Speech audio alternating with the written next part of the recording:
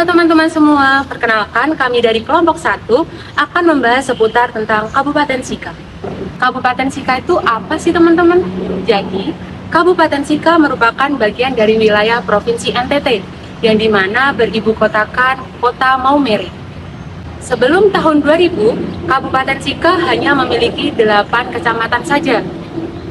Lalu, waktu pasca pemberlakuan UU Otonomi Daerah, terjadi pemekaran wilayah menjadi 11 kecamatan. Dan yang terakhir, Kota Sika memiliki 18 pulau. Baik, selanjutnya kita akan membahas tentang sektor-sektor yang berada di Kabupaten Sika NTT. Jadi, di Kabupaten Sika terbagi menjadi 2 sektor, yaitu sektor unggulan dan sektor yang harus ditingkatkan. Untuk sektor unggulan yang pertama yaitu sektor pertanian, yang meliputi padi-padian, jagung, ubi, dan kacang-kacangan. Untuk sektor unggulan yang kedua di Kabupaten Sika yaitu sektor industri pariwisata.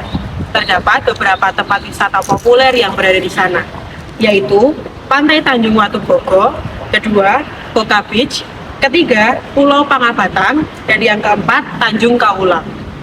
Selanjutnya yaitu sektor-sektor di Kabupaten Sika yang perlu ditingkatkan. Ada 3 sektor, yaitu sektor pendidikan, sektor kesehatan, dan sektor kesejahteraan.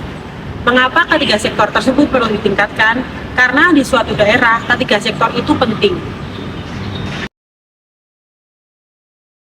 Nah teman-teman, sekarang saya akan melanjutkan tentang sarana dan prasarana yang dapat mendukung peningkatan perekonomian lokal, yaitu dengan cara yang pertama, menyediakan infrastruktur yang memadai. Kemudian yang kedua, memperpendek dan memudahkan aturan administrasi ekspor. Yang ketiga, memberikan pendidikan dan pelatihan singkat tentang praktik ekspor impor. Nah kemudian yang terakhir adalah mengurangi biaya pungutan. Selanjutnya adalah terkait dengan pembangunan infrastruktur di Sika. Beberapa strategi yang ditetapkan oleh pemerintah pusat, yaitu yang pertama adalah percepatan pencapaian target pembangunan infrastruktur.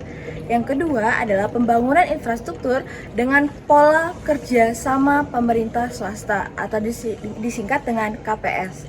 Kemudian yang terakhir adalah pencarian dukungan pembangunan infrastruktur. Baik, untuk selanjutnya kita akan membahas terkait kelembagaan pada Kabupaten Sika, Nusa Tenggara Timur. Ada 3 hal yang menjadi acuan dasar dalam penyusunan kelembagaan. Yang pertama, kesesuaian dengan amanat peraturan perundang-undangan yang terkait kelembagaan RPJM dan Renstrada. Lalu yang kedua, mengatasi kelemahan-kelemahan pada aplikasi struktur organisasi yang ada di dalam pemerintahan tersebut. Yang ketiga, pewadahan proses transformasi kepemerintahan berbasis teknologi yang semakin modern. Oke, yang terakhir yaitu ada 5 prinsip dalam penyusunan kelembagaan. Yang pertama, diarahkan oleh visi.